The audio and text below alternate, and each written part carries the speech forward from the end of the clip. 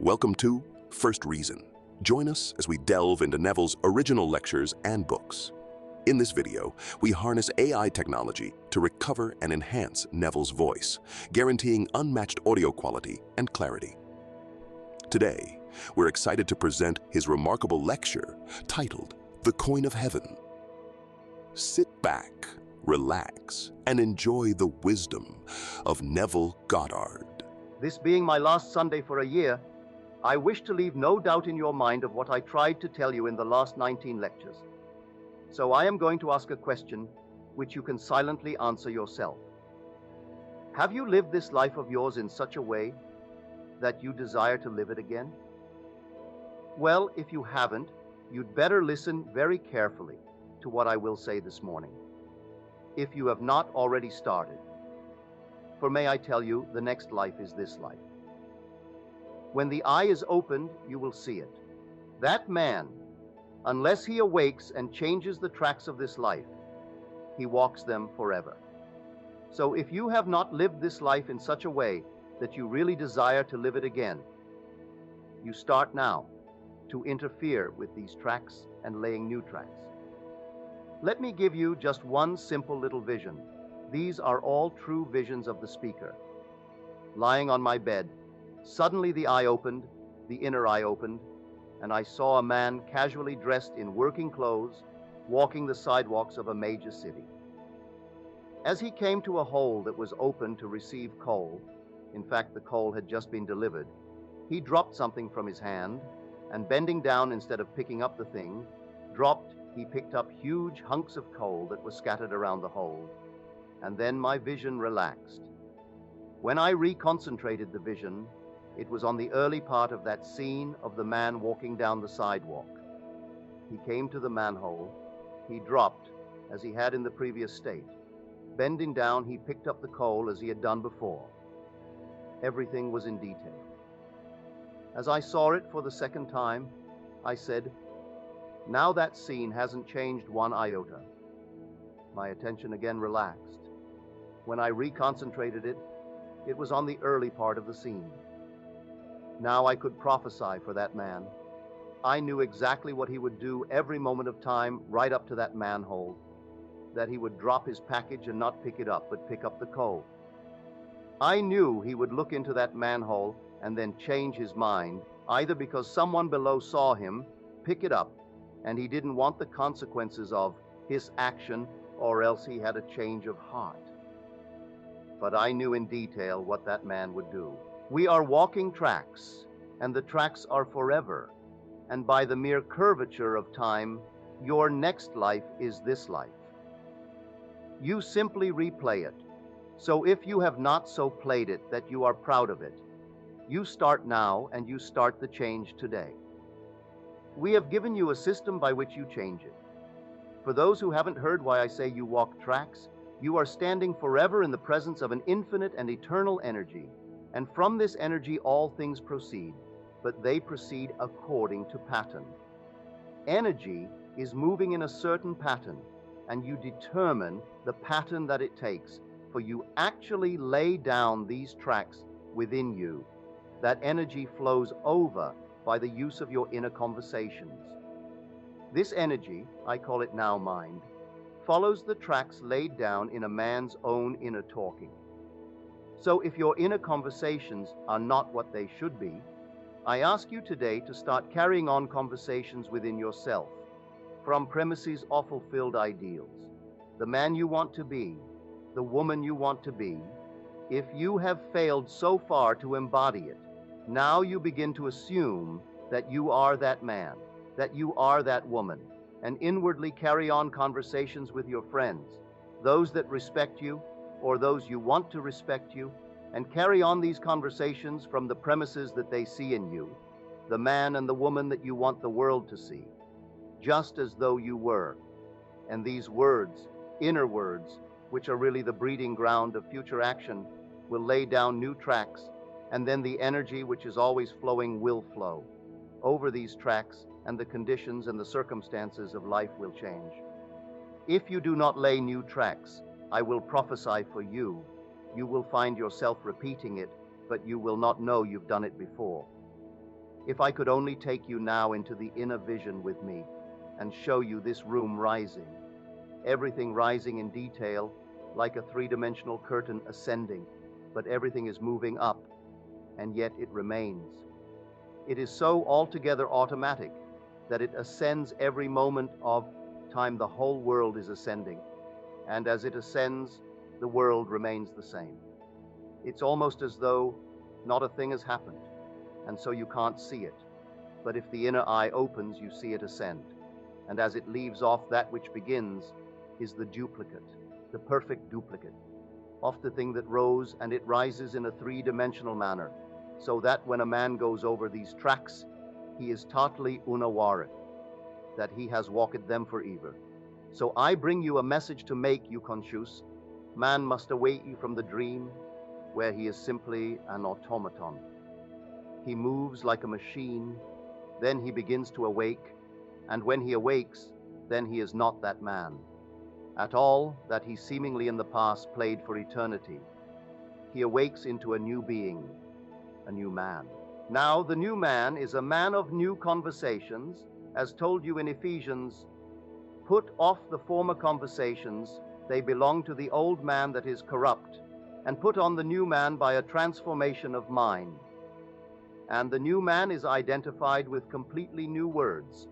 He speaks only the kind things. He is incapable of any unlovely thought in the world. He is incapable of even listening to the unlovely, for inwardly he speaks only the kind, only the loving things of the world. Then he finds himself awakening a man within that was asleep. He awakens the second man, which is called Christ Jesus in the Bible, which I tell you now is your own wonderful, loving imagination. When imagination awakes, it is incapable of being exercised in any way outside of the loving way.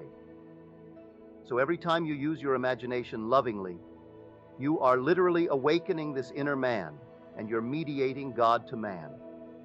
If I think of anyone in a loving way, I'm in contact with that being, and God flows toward him. Now, because this is my last Sunday, I will give you what I gave the class last Friday. Do not see it just as some metaphorical picture. See it as an actual picture. Imagine yourself at the very base of a wonderful waterfall, and that water is flowing beautifully on you, and imagine it's flowing through you, and now from you, and flowing towards someone you think of. I make this statement because it's a true statement. We are now in Eden, but we are asleep, as told you in the 2nd of Genesis. Man went sound asleep when he was placed to dress it and to keep it. To awake, do this. Just imagine yourself the center through which water radiates, and everyone in this world is rooted in me and ends in me, as I am rooted in and end in God. So I am in God's garden. It's Eden, but in God's garden, every man in the world has a plot, a little garden. In that garden, there are trees that grow. You can see them. If I look at this man now and inwardly look at his plot in my garden, I will see the trees. Some will be called health, some I call wealth, the tree of dignity, the tree of nobility, the tree of being wanted. They may be withered. They will never really die, but they may be withered. They are in need of water. Just imagine that you are watering that plant and see in your mind's eye the leaves appear on what formerly was a barren plant. See the fruit appear, and wherever he is in the world, as you water his garden, which really is your own garden, as you water it, he will embody the very qualities that the tree is now beginning to bear and radiate. You name the tree. Whatever you name it, that it is. And you name this one if you know he is unwanted. He wants to be wanted. You name it and let the water flow towards it. Imagine it's growing healthily in that garden and see it put out its leaves and see it put out its fruit. Wherever he is in the world, he will begin to be wanted by people in his world.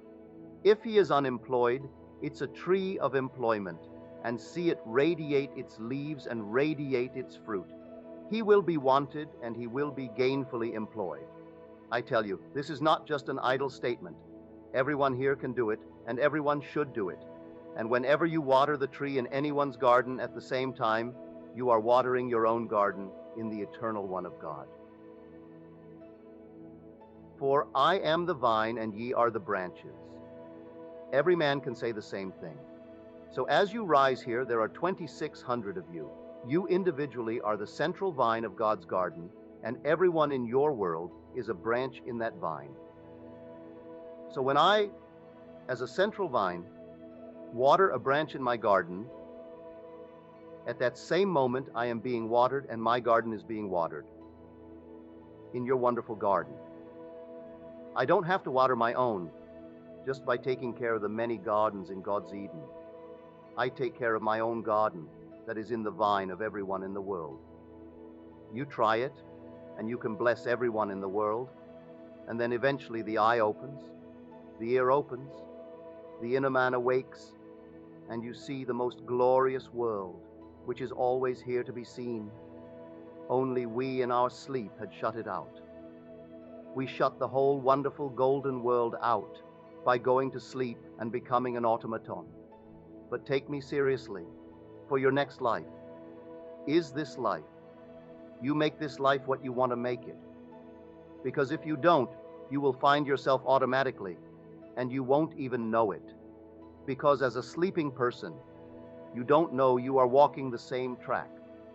But if I could only take you within me and let you see with the eye of the inner eye and watch these automatons in the world, sleeping people.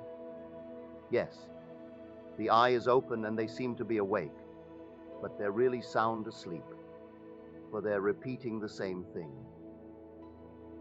Now become conscious. As you become conscious, you enter the most glorious circle of awakened humanity. I call it the conscious circle of humanity, or as my old teacher used to call it, the brothers. It simply means the awakened man. And when he awakes, they're all glorious beings, for they are all the image of the Divine One. So, try it. Try it today with the art of revision. At the end of this day, review today. If some unlovely thing in the day, don't allow it. You rewrite it.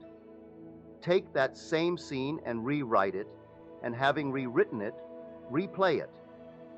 In your imagination, you imagine the action to be unfolding, and you replay everything in the world. As you replay it, as you ought to have played it the first time you've changed it. And the moment is never receding as people think. The moment is advancing. Now, this may seem an insane statement to tell you that yesterday is today's future. It seems insane you think it's not. It's past. But by the curvature of time, you will discover, but you will not know it, because you will be asleep unless you begin to awaken. And you will come upon what is yesteryear in your future, for the moment is never receding. It is always advancing into the future to confront us. And so if you don't change it, you will simply find yourself repeating over and over what, luckily, in God's infinite mercy, that sleep shuts out the memory of it. So you are doing it and you think you're doing it for the first time. But I ask you to awake, for the purpose of this platform is to awaken everyone who comes here, that we may all enter this brotherhood of awakened humanity. Now, we are told there were 2 gifts given to man at birth. It doesn't mean this little birth when I left my mother's womb, but when I left the womb of my father. That is the grand womb, the womb of creation. When, before the world was, he created me and made me perfect and set me in this world for a purpose, educative purpose. But he gave me 2 gifts. He gave me his own mind, and he gave me the gift of speech, the very thing he used to create a world. So he spoke the world into being, and then gave me the gift by which he spoke the world into being. So he gave me mind and speech. If I use the gift wisely and do it rightly, I will be led into the realization, into the fulfillment of my every desire. Not one is beyond my ability to realize. If I continually use it wisely, when I quit the body, as the world calls a man dead, when I leave this into another dimension by the wise use of the same two gifts, I will be brought into the company of the blessed if I awake. If I don't use it wisely, I continue my circle of sleep. If I use it wisely, I will break the circle of recurrence and rise beyond it into eternity. If I don't, I continue on the curved line of time and repeat it over and over until someday I awake, for I am destined to be conformed to the image of his Son. So I have no doubt that everyone will awake, but why not start the awakening process now? And you start it by practicing the art of revision. You try it. Don't treat it idly. I ask you and I beg you to read and read over and over again the chapter, The Pruning Shears of Revision. And take it day after day, and never let the sun descend upon your wrath, any vexation, or any problem of the day. Resolve it before you sleep and carry that resolved picture into sleep, and you will find the inner man awakening. But you try it with your friends, and that you are the grand waterfall. The Bible speaks of water. The mystic knows it does not mean water, it means truth. And so when I see anyone in my mind's eye and see him free, I am giving him the only truth that will set him free. So if I water his plant, imagine the water's really going to it, and I see the leaves begin to appear and that man becoming free. He becomes healthy, he becomes secure, he becomes loved. Trees are growing beautifully in my garden, and so as I do that, not only will he benefit from my watering his plant, but I will benefit, I will begin to awaken. So I ask everyone here to really try it. Now I know today the title was The Coin of Heaven, but this being the last day, I thought I would simply give a sort of quick summary of what I have tried to tell you, for the purpose behind the 19 lectures was to stimulate you to interfere with your time track, that you may do something about it.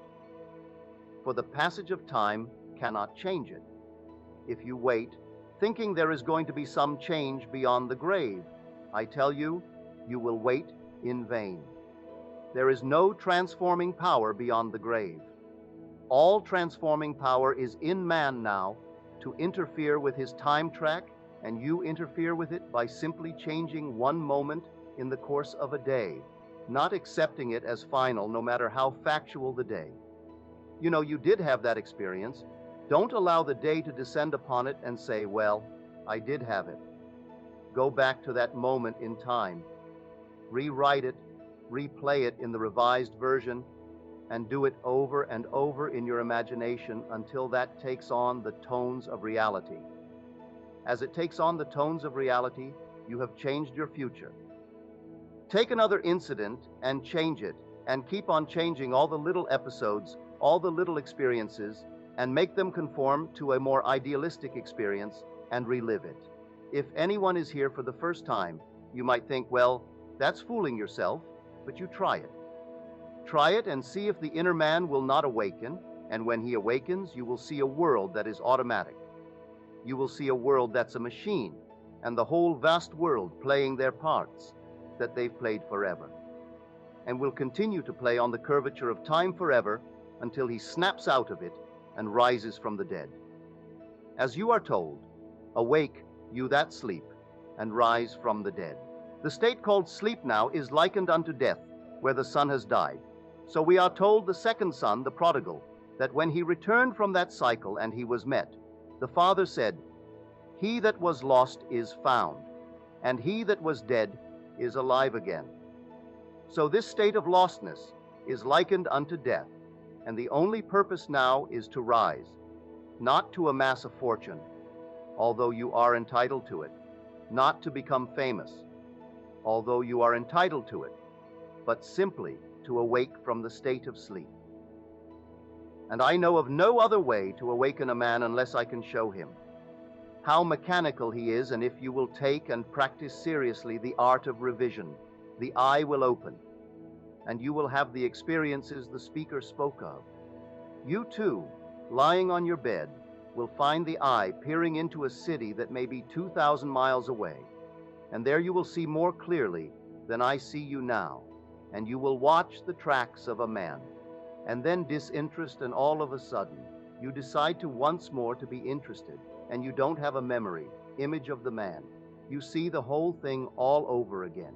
You see the man walk the same sidewalk. He does everything he did a moment before. Then take it back again. That track is laid forever, and he will walk it forever until he awakes.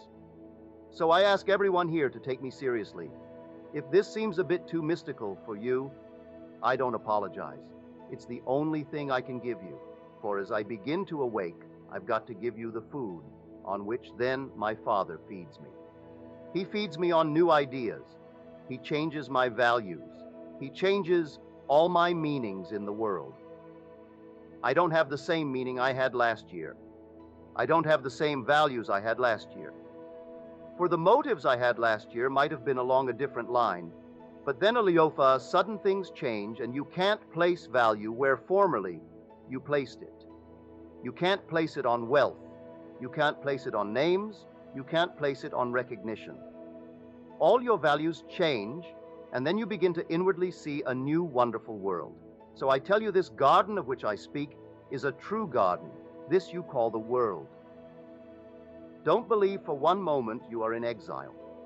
This wonderful, visible, objective world of ours is not a place of exile. It's the living garment of my Father. It really is his living garment, but it needs interpreters. Individual men come as they begin to awaken, and they will interpret for you this strange, discordant harmony. For to you, if I tell you, everything in your world is related by affinity to your own mental activity, you can't see it, and so you can't quite see this discord as related to you. If you didn't think that way that you know of, you weren't conscious of it. If you were conscious of the activity within you, you would see everything related to yourself, your own being. What you do not now see you will still know it is still related. So interpreters come because the interpreter, as he begins to awaken, he knows this wonderful world has a voice for him that speaks of things behind the veil of your own mind, for behind your face. Right now, there's an activity of your own imagination. And that activity, could you see it, you would see it, projected as the conditions and circumstances of your life. Not one thing is out of order. Change the activity, and you change the world in which you live. And you change that activity by the changing of your inner speech. For speech mirrors your mind, and your mind mirrors God. If you don't change the speech, you haven't changed the activity. And if you don't change the activity, you can't change the conditions of life, for they only come bearing witness of this inner action of your mind. So you want to change, I hope you do. But if you can now reflect upon your life, be it 10 years or be it 60 years, and you can't say within yourself, I would want to live this again if I had the freedom of choice, then you better start right now changing it, because I make you a prophecy. I make you a promise. Your next life is this life. So if you cannot now in reflection say, I desire to live it again, then start today to lay down new tracks, because if you don't, you're going to live it again. And living it again, you won't even know you are living it again. It is so altogether automatic. It's so effortless as you walk the tracks. For you stand in the presence of energy, and you can't stop walking. You've laid them, and you will walk them. And the curvature of time will bring you back and back and back forever and forever, until you break it and you begin to awaken. And when you awaken, you enter a circle of awakened humanity. And I'll tell you, you know them more intimately than anyone you now know in the state of sleep. There is not a person on earth that you know as intimately as those who have awakened when you awake.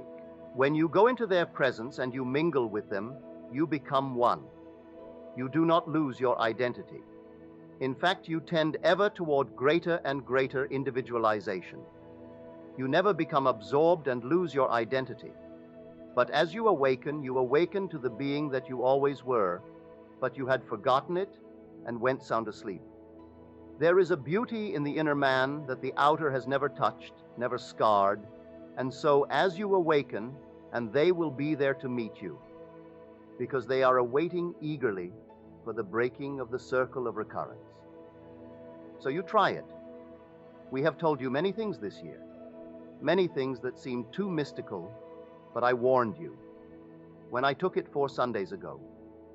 This year, I would give you the end of a golden string, and I called upon you to roll it into a ball. And if you did, it would lead you in at heaven's gate built in Jerusalem's wall.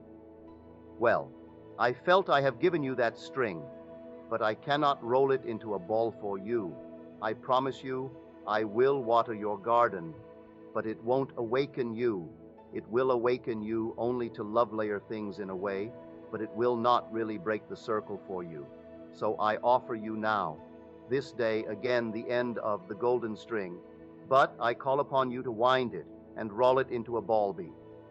The daily application of the principle of revision, by daily watching your inner actions and see if they correspond to the actions you desire to perform in the outer world. Watch your conversations carefully. Are they from premises of fulfilled ideas? If they're not, go back and make them actually correspond to the ideal you want to embody in this world.